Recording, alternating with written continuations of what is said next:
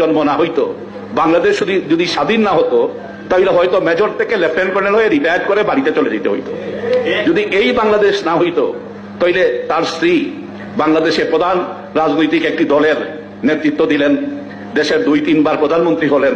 এটা কি সম্ভব হতো? হতো না। এটা ওই যে লারকানার জমিদার জুলফিকার আলী ভুট্টো, তার মেয়ে নবাবজাদা নসরুল্লাহ খান, মিয়া মমতাজ দৌলতানা, এদের হাতেই এই গোটা পাকিস্তানের শাসন কর্তৃত্ব আজীবন থাকতো।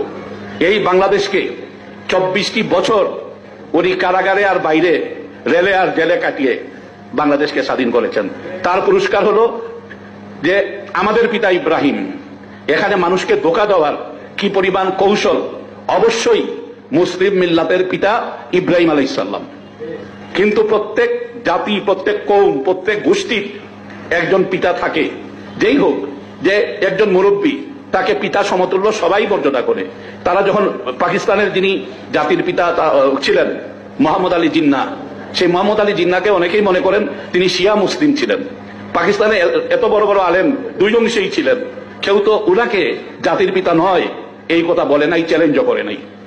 ওনার কবরে যায়, সমস্ত জাতি জিয়ারত করে। যে করবে না, সে পাকিস্তানে কোনো রাজনীতি করতে পারবে না। এই যে যদি এই